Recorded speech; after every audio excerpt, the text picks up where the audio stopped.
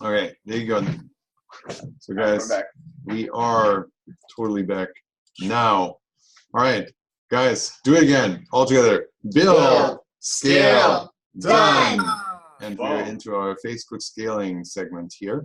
So I'm going to wrap into this a whole bunch of the questions that, dark mode, the questions that came up in the previous session. So we're going to have this session split up into two segments of the webinar. One that we're going to cover before lunch, and then the other one we're going to cover right after lunch. If you happen to see this as a replay, you're welcome to watch these two segments subsequently, just in short order. That's fine with me. All right, guys, so let's go. Who's ready for doing some scaling? Yes. Yes. Man, I want to scale. Yes. All right. Let's scale already. Okay, good. So let's see what happens here.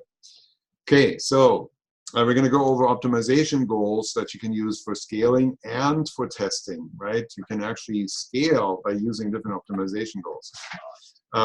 You should always test and grow more campaigns by scaling to more products.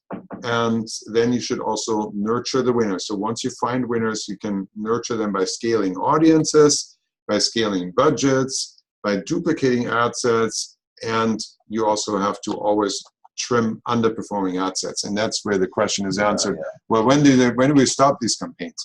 Well, the campaigns stop when you stop them because they're not working well at all or not well anymore, okay?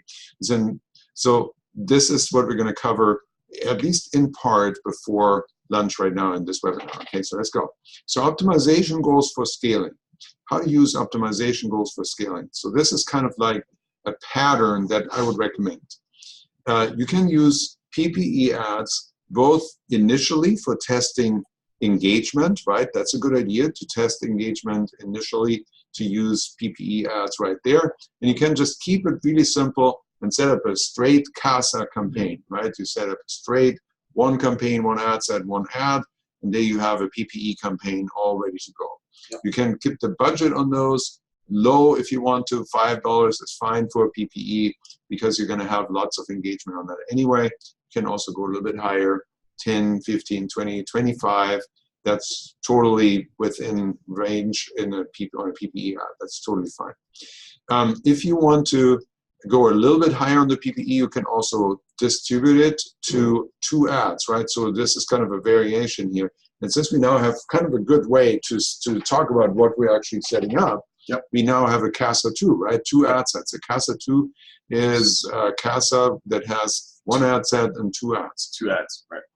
Right? That's what we did in the last video with the two different ones, right? Yeah, the Bulldog toy, right. And then the Bulldog, the actual. Right. So we had some samples for those. Yep. But then this year it would be good structures to use for PPE ads. Right? Okay. So now when you're doing the video views, you can do the same thing here. Video view optimized campaigns. Set them up as straight CASAs or split test between two different videos by putting two video posts and then putting them into two different ads that are running in the same ad set. Okay. You can also use link click campaigns. Now this is for the purpose of scaling this. One thing that I want to mention here that you keep in mind, when you're targeting the same audience, you're going to see that you're actually going to reach different layers in that same audience if you're using PPE ads, video view ads, link click ads, and website conversion ads. So that means even if you stack these campaigns next to each other, you don't have to worry too much about audience overlap, because even though you have the same audience in these ad sets, the fact that you're optimizing for PPE or video view or link clicks or website conversion takes to a large extent care of actually reaching a different segment, a different layer of that audience than the entire audience that is there. Okay, so don't worry about that too much, and just do it. So I would use link click campaigns, well, mainly to build up pixel data. You can also use link click campaigns if what you're promoting is converting extremely well, and so it almost doesn't matter who in the target audience sees it.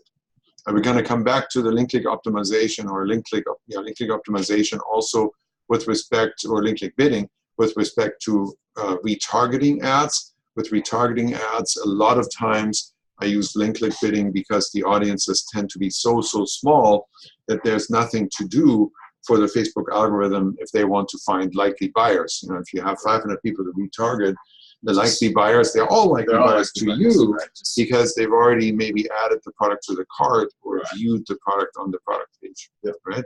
So you would link click ads on cold traffic. You would want to use that more or less just to build up the pixel data. So for the website conversion objectives, I would generally suggest you use the purchase unless you have an extremely immature and brand new pixel. And even then, I mean, take all of this, you know, methodic stuff with a grain of salt. If it helps you, if it helps you kind of stick with the program and set up a certain sequence of things, do it, that's fine. But generally speaking, the website purchase optimized campaigns are typically the ones that give you the lowest CPA on purchase, and that's simply because they're optimized for that. And that's particularly true for campaigns that are working. It's also particularly true if you want to find out early on quickly if a campaign is working well. Always just go with purchase in the beginning and you're going to be fine.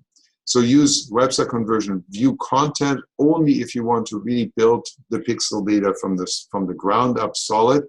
You can use view content optimized campaigns. If you build the pixel data up this way, it just means that it's going to be optimized for the people who tend to, you know, stay long enough on the product page to view the product well. And so it may or may not. Am I not recording? Are you? I just want to make sure you are recording. Let me make sure. Yes, I am. And also, real quick on the purchase. All right. When you say cost, is it 6 ads or 6 ad sets for the purchase you want to be doing? Yeah, that is wrong. So that should be 6 ad sets. I'm sorry. Yeah. Just so this is just supposed to be a regular one. 6.2. Okay. Thanks so that's the cost of 6.2. Okay. Got it. All right. Good. Okay, let's catch up to this. So my purpose here is to make this not too confusing. I want to just give you criteria for when you would use what kind of optimization. So you use website conversion view content generally only for building pixel data, whereas on the other hand, website conversion add to cart is often a good alternative to purchase, particularly if you run them side by side. So actually, in addition to the purchase, you run an add to cart optimization. A lot of times it makes everything together work better. I just want to mention that you could obviously also optimize for something else if that applies. So if you have, you know, Relio and your lead events are being generated, if they are, you have to kind of jump through some hoops. I just want to mention it here for completeness. So if you have a lead event, you can also optimize for that. So if you build a list, if your lead opt-in is a good frequently occurring event that you can optimize for, that's a good idea to do that. Okay, so let's talk about something I call campaign farming. Okay, so campaign farming, this is a farm of trees, and it's really just like tree farming.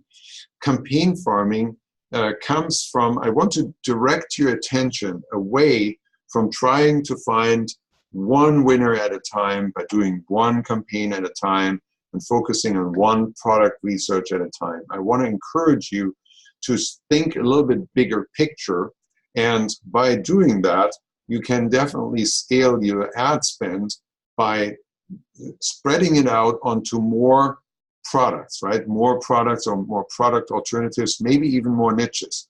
But even if you stay with the same niche, just launching more products and always just going, setting up new campaigns like this for that purpose is really a good idea. So your campaigns are your trees, and particularly your CASA 662 campaigns, they are your trees that keep on growing for you. Because look, I've given you a tool here that leverages your workload, right? Because you're going to spend time on creating these campaigns, but it's going to take you a fraction of the time to basically create 6 times as many ad sets as you would have created if you just followed the standard CASA principle. And at the same time, you have also now a tool to test systematically, always a split test between 2 things, right? So we have the 2 things, and we're going to go through the sequence in just a minute, all right? So that's how the big picture works, where you keep setting up more ads. This is one thing that I've tried for so long always to convey in my teaching, in my coaching, is that you have to keep creating more campaigns. You know, if you stop setting up new campaigns, you stop growing your business.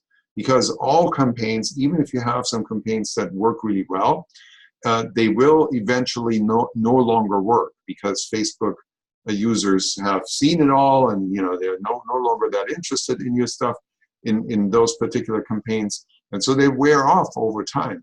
And because of that, creating new ad sets and creating new campaigns is really, really important. And so we have this awesome tool now that helps us create many ad sets, and it helps us kind of keep a sense of, let's always be testing something. Let's always be testing different alternatives, okay?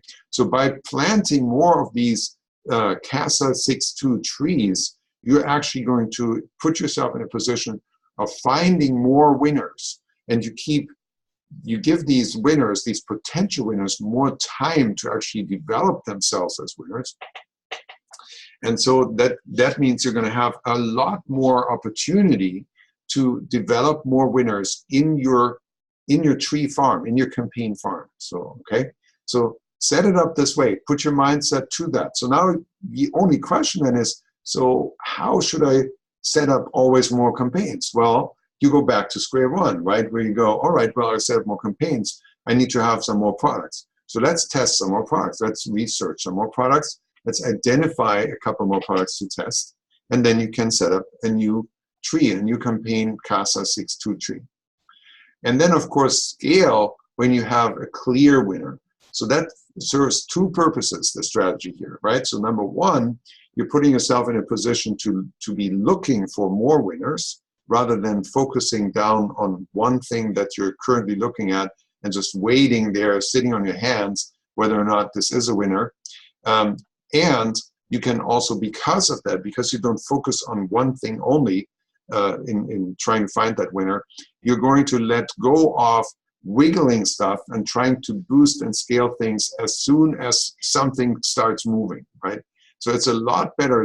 You're going to have a lot better results if you keep expanding your search and you're expanding your tree farm, your campaign farm, while you keep your winners, your potential winners, a little bit more time, and then it's going to be that much closer, that much more certain that a winner is actually a winner and not just something that had a little blimp one day and you mistook it for a winner, and so now you sunk a bunch of money into scaling that winner and it didn't work out. So this is how you can use the CASA 6.2 system for scaling. Okay, so here in the center is this CASA 6.2 setup that we've created, right? I did a little shortcut here. I made the campaign, and it happens to be a website purchase campaign. There's an ad set 1 and ad set 2. They each have an ad, and these ads are pointing to the same dark posts, to the same 2 dark posts that you run the split test on. And then you've duplicated these 2 ad sets 2 more times each for a total of 6 ad sets. So there's 1, 2, and then here's ad sets 3 to 6. So they're branching out. This is just kind of a short code here so that I don't have to make the picture big and confusing. This is just a duplication of these 2 ad sets here. Okay, so clear, right? So then you can scale that by before or after you do this, right? There's not really a set organizational order to that. If you have something that's working good, you say, oh, I want to just add a little bit more engagement to that post. You just go for the winning post here. You point this ad to dark post, whatever the winner is, dark post number 1, and you set this up as a PPE campaign. Now this here, ad set 1, ad set 1, and ad 1. This doesn't mean that that's the same ad or the same ad set, right?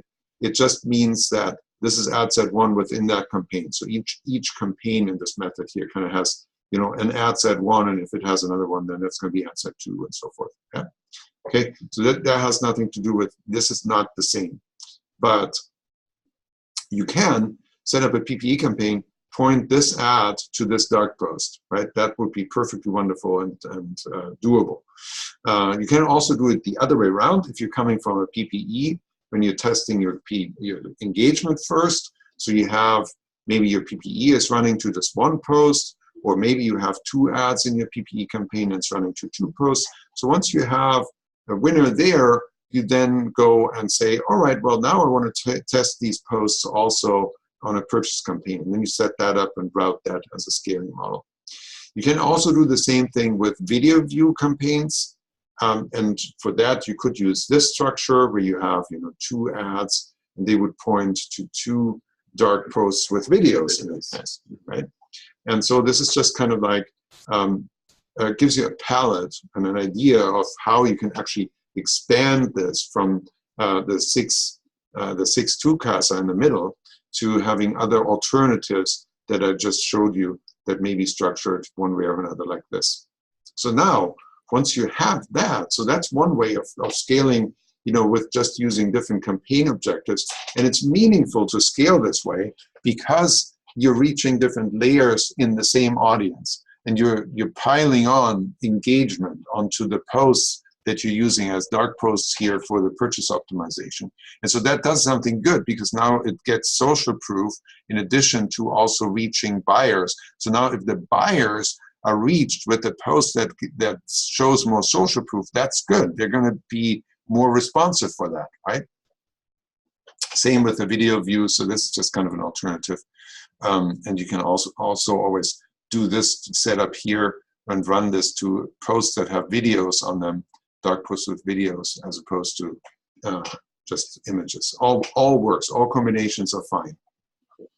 So now here's what you can do to do this further out, right? You can test it through the control sequence. So the control sequence, again, to review that, at first I have suggested that you test 2 separate products in these 2 dark posts.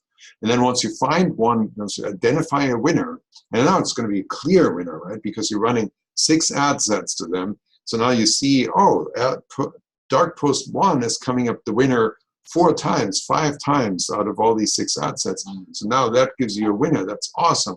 Also, all the social proof from all the 6 ad sets piles up and compounds on that one product and that one dark post. So now you have a clear winner there. So now you go to the next layer in the test sequence. You go in the control sequence, you just go to another post, another creative of the same product.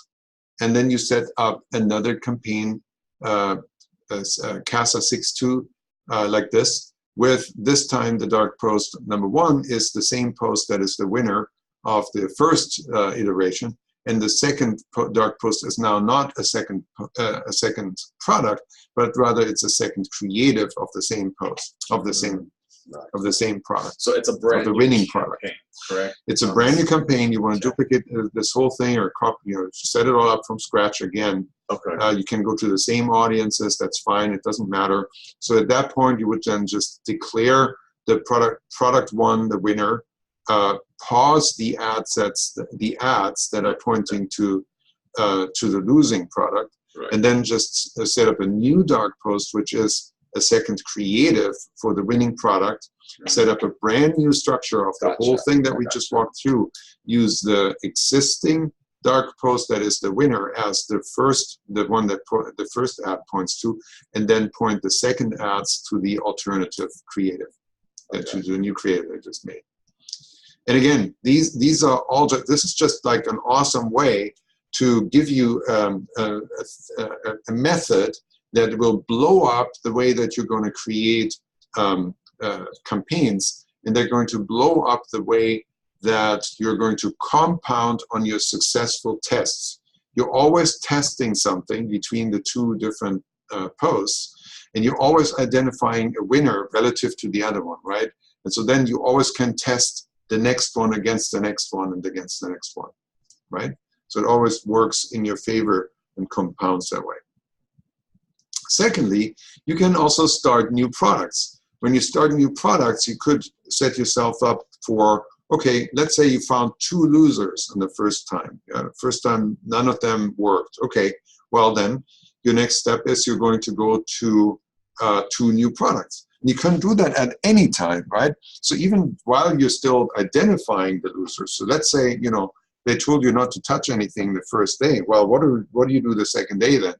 Okay, well, you set up a new campaign, a new CASA 6.2 campaign with 2 new products. And there you have something to do, right? Yeah. And there you have an opportunity to take your eye off, you know, scrutinizing the micro results that you're getting on the first tests already.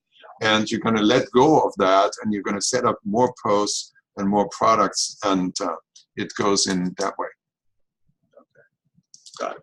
That makes sense, yes? That makes sense. All right. So you're starting new products, and you can even start new niches. Now, so there is going to be a slew of questions. So should I start new niches on the same pixel? What am I going to do? You know, all of that. And it depends. So if you want to be, if you have, so the way I would do this is like this. If you're doing one niche and you have really honed in that niche, you stick with that niche for a while and try and make it work. Okay, you don't just hop from one niche to another to another. If you have this thing where you follow your heart, and your heart is really on one niche, and you know that this is a successful niche for other people, you know it's not a niche that's completely overrun, and you know that this is really what you want to do, then you just stick with that niche and you test different products until you make something work in that niche. Okay, that's going to be your task. If you have kind of 2 or 3 niches that may have some relation, you have them in the same Shopify store, they work well together, then you just go ahead with one pixel and you test different products, different niches across the board, and you can see what happens and where you're going to have a winner. This is assuming that they're related niches and they have something to do with each other. If the niches have nothing to do with each other, you're kind of in danger of shiny object hopping, my friend.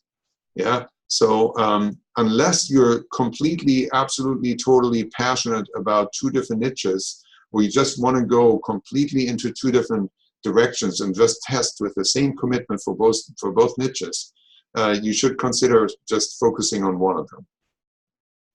If not, so if you insist, you're running a general store and you're selling, you know, plumber T-shirts and baby clothes in the same store, then by all means use 2 different ad accounts for this and run them as 2 different pixels. One of the pixels you have firing only for the plumbers, and the other pixel you have firing only for the babies. And for the babies who have plumbers, or the plumbers who have babies, you have them fire both. Okay, there's an overlap. So you can do that with Trackify. Trackify can help you with that, and we're not going to spend a lot of time on these more sophisticated setups in this. So you start new niches by kind of doing it that way. Okay, now let's see. So there's more to this, right? So you can test and grow more campaigns and scale to more products. Nurture the winners. Okay, so this is what we just covered, right? I just spread this out into more detail in the slides that we just did. Nurturing the winners. So nurturing the winners is really the next layer of what you're going to do here. And that is now that you're identifying a real winner. So when you identify a winner, that's when you go to this segment. And you can do this in, again, many different ways. You can scale by adding new audiences to it. You can scale by changing budgets, by raising budgets on the ad set. You can change by duplicating ad sets. And you always, always, always need to trim the underperforming ad sets. That's always really important to do that. We can go into that in more detail. So scaling audiences can work by broader interests, right? You pick broader interests. You did all your audience research on audience insights. So you identified a whole bunch of, in your spreadsheet, according to Jonathan, you identified a whole bunch of smaller interests that kind of funnel into larger interests, or also kind of fork sometimes into separate larger interests. Mm-hmm. And so those are all opportunities where you can scale with audiences. You can use these forks, go down the path of the fork, where the fork broadens again, include all these interests, and work on it this way. You can use related interests, right? So related interests in one dimension of related interests, it's things like I'm going to use magazines that relate to the interest. I'm going to use, brands that are indicated in audience insights that people like that are related to that interest. Yeah, or even like with the fishing example, it's a lot of hunting and fishing kind of go together. So if you've tapped out the fishing, right, all the sports fishing, fly fishing, deep sea fishing, you've done all that. Now you can go into kind of the hunting and fishing, wildlife. They're very similar. So and a lot of times you can actually address these different related interests with the same item, the same product. Exactly. But a lot of times when you're doing, for example, print on demand, you can actually refine your product and create a variation of the product that's essentially the same design, the same saying, but now this time it goes to the other related interest, right? And you can refine it that way. So it's essentially scaling it out to the related interest, but it's making it even more targeted by modifying the thing a little bit. So then you can scale out to demographics. So once you identify demographics as the ones that really work with your product, you can kind of loosen up on interests and make it a little bit less targeted. That is particularly true if your item is not so absolutely confined to only the people who own a dog will ever, be interested in that. Right. For example, but anyone who likes dogs might, go for a cute dog on a baby sweater, right, or something like that, right? So, but then also everyone who doesn't like dogs, or I should say, everyone who doesn't particularly or explicitly like dogs might also go for a cute dog as long as it's on a baby jumper, as long as they have a baby, right? So you can then, and as long as they have a baby, that condition is actually a demographic condition, right? Because you can target that. You can target parents by whether or not they have children. And there's awesome targeting available for that on Facebook.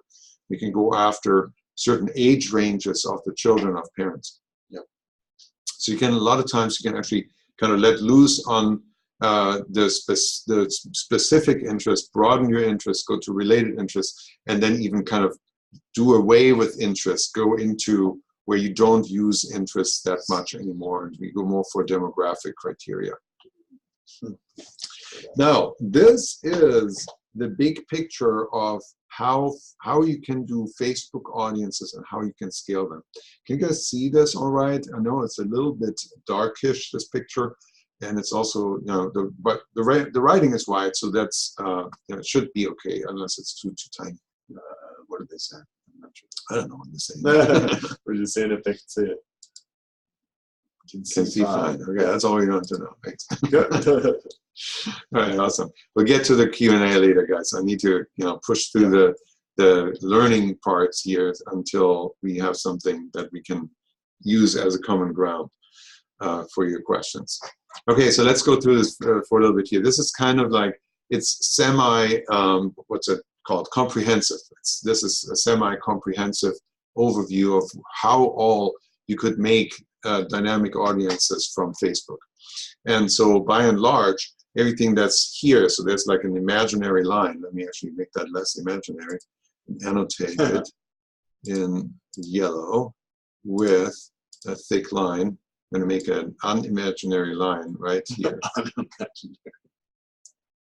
Okay, so that line is, it tells you, it shows you what happens on Facebook. What happens on Facebook stays on Facebook, right? But what happens outside of Facebook doesn't stay outside of Facebook. And that's kind of cool, right? So let's go over here on this side first. So lead form, that's actually a specific campaign type. It's a campaign or an ad set, a campaign optimization type, a way that you can set up your ad sets. We don't really typically use this a lot in e-commerce at all, but I just wanted to mention it here for the kind of comprehensive completeness' sake. So let's move to the next one. So video viewers. Video viewers are awesome, and video viewers are segmented into the slices that you can use for Facebook audience building. And those slices are 3-second viewers, 10-second viewers, 25%, 50%, 75%, and 95% viewers. Okay, and so as they progress, as in how much of the video they've watched, they of course become better and better. They become more and more interested in the stuff that you have to see there, that you have to show them. And so you can then use them and leverage them. We'll talk about how you leverage them. We're just going to go over where all the different audiences might be hiding. Okay, so video viewers is one place. Page interactions is another big category now. It's a big and growing category.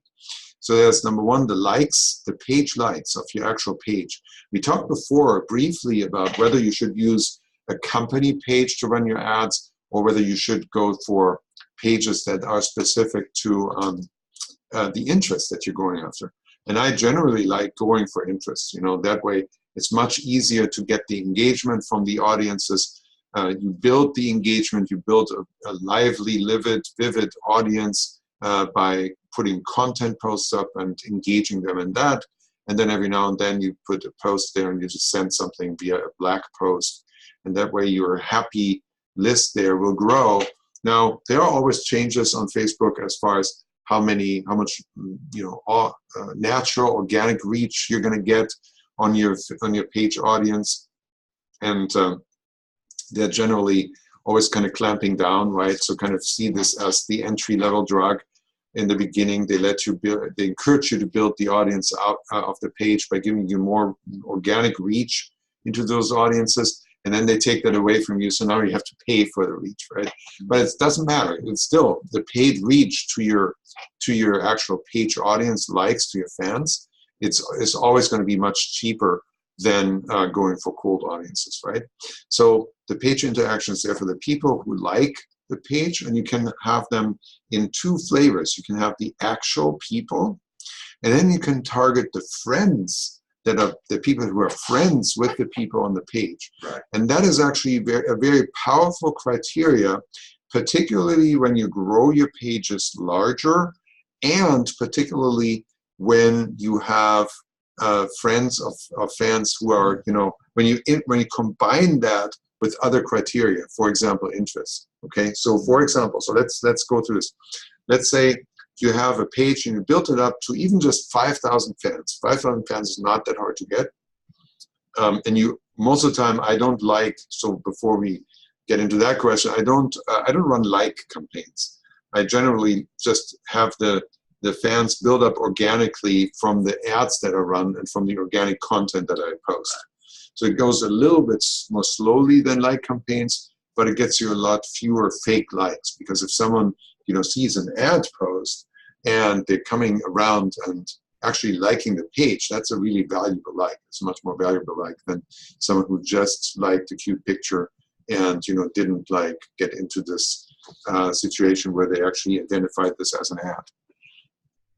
All right, so you have 5,000 fans now. Now you built a list. Now you're choosing the targeting option of fans, friends of fans. So 5,000 fans have a whole bunch of friends of fans. Yeah. You can see that you might have a 300,000 people audience right there with that.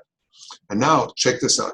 When you intersect, or when you lay over, when you target the friends of fans, and you put a broad audience, a broad interest into that audience as a criteria, you may now narrow down the 300,000 people that are the friends of fans to maybe 50,000 people who also like dogs, right? If you have a dog page. But that's awesome, because that's almost a retargeting ad right there. It's like there's this additional relationship there. And that's not just an imaginary relationship, it's actually an actual relationship, because when Facebook runs this ad for you, the friend who is already a fan of the page will be showing on top of the ad posts for your friends or fans that you're running the ads to. So let me say that again. If you run an ad to friends of fans, the fans who are already fans of the page and that these friends of fans are friends of, yeah, their image is going to show up on top of your ad post at the very top, and it's going to say, Jonathan also likes this. And that's actually awesomeness. That is an actual connection. It's almost like a recommendation. It almost looks like Jonathan posted that, right? So now this is this has some limitation on how quickly you can build this kind of traffic up, because now you're looking at a relatively small target audience, but still that target audience is going to be super susceptible to those ads, right? And imagine if you have the broad audience targeting. Well, great, Facebook can go after them, and that's fine. But if you narrow it down this way by the friends or fans list, that is really an awesome way. So let's zoom through these other ones here. Page interactions. The other ones are link clicks, post engagement, and messaged page. Okay, these are the different criteria that you can use for actually building custom audiences of people who you can retarget directly, and then, as we will see, you can build lookalike audiences on all of this stuff as well. Now let's hop over the yellow line here. I'm going to leave out the Instagram profile issues here for now. I'm just going to skip over the yellow line and go to what comes off Facebook, right? So, and this is the pixel actions, and then as an extension to that, there are actually also actions that happen on your list that you can capture. You can turn them back into Facebook audiences that you can retarget and use for lookalike audience leverage, right? So the pixel actions that we usually use, and we're now reasonably familiar with that already, are view content. That is shown when people look at the product, add to cart when they put something in the cart, and purchase when they make a purchase, right? Simple enough. So all of these can be used to retarget them in these different places, in these different progress stages, and you can also build lookalike audiences from them. And then list actions are Klaviyo. Well, if you use Klaviyo, this is all integrated and automated. Klaviyo can segment the list depending on how they interacted with the emails that you sent them. And in addition to that, it can automatically put these segments back into Facebook audiences. So it basically uploads an email list of users. And Facebook then matches the emails to Facebook users, and that's the audience that you can retarget or use to build lookalike audiences.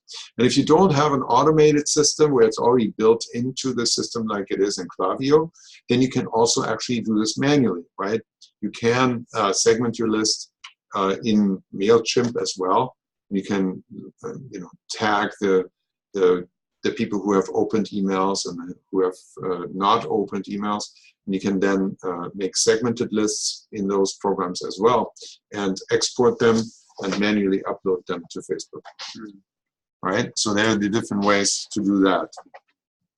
Okay, let's erase my non-imaginary line here.